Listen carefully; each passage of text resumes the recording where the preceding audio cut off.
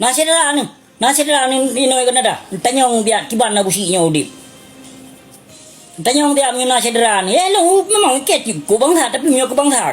Ha, piu-piu le dumpu ku tem mio ko bang tha. Naik ke darah Aceh. Kon darah Ila Beung. Andai saya Ila Beung lam tubuh, mungkin hana pule tak peduli ke Aceh nyampi. Kanya, gue sino lebih peng nam udip. Hana pule ke ya harka. Kon ku minta kaya aku ke kena. Kon ku minta kaya kena 20 letong ka ku ya merentau. Kon ban berusaha tak bocak dan anak blow. Nah kedepu. Kon ban ni ke ku merentau ko lagi awak kah ketebit gede, ketebit baru Medan ni go Jumat kawa Aceh kah na jile bahasa Aceh. Atu cuek. Kata cuek. Ino ma Aceh ya Aceh yang dia Acehnya. Hana jit bahasa Aceh kedung menemit. Kenapa kawan? Ramai tat ia boh kedo dum ingin menghapuskan sejarah Aceh. Yang kon asli darah Aceh, dia Acehnya bunuh tepu le urung drono menyona yang asli darah Aceh 70% 70% le ikreh macam pudu minang Aceh ya. Baik ni pergi lagi bah. 70% tu menyona yang asli darah Aceh, yang asli. Nyolain ha tunggu dua. Makaji je ke Aceh je ke Padung. Aceh le tago kan? Ya, makaji je ke Aceh je ke lagenyan ciram bro. Makaji hana gebi riza oleh Allah untuk tacok merdeka pakon karena pemimpin yang ade gohlom lahir yang ramai ki pemimpin jahe yang lahir di nang Aceh. Kanya?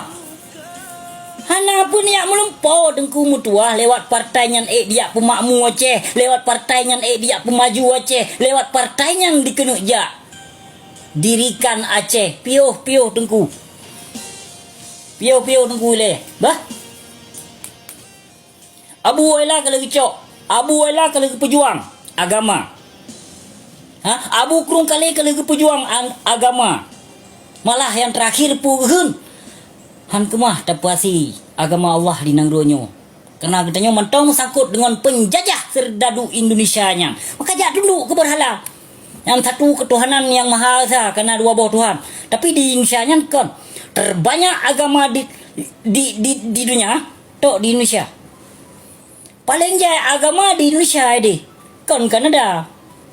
Beknya apa ke le urung pu le urung dron nang ro kafe. Pu nang ro Islam apa nang ro Indonesia apa? Nang ro Islam. Nang ro Islam pu. Pak tahu ni apa? Terbanyak agama yang setuju di Indonesia nya. Temah pate, temah nyo, temah haji, macam-macam na agama yang nang Aceh, nang Indonesia. Maka ji katanya umat Islam urung Aceh terutama sekali laki pisah gede daripada serdadu penjajahnya. Hana pule dia tak sabuh hati dengan awaknya. Sekian banyak mereka bantai dan membunuh bangsa Aceh bahkan merampas harta bangsa kita bangsa Aceh. Dan sekarang juga mereka mempermalukan sejarah kita Aceh. Sadar ni bacut. Baik dijajah hana mupapat ni dijajah karena cewek telepon le tiang tiang. Telepon le cewek. Betul aku pegah nak pengung. Pernah aku pengung ilung. Awai nong wai.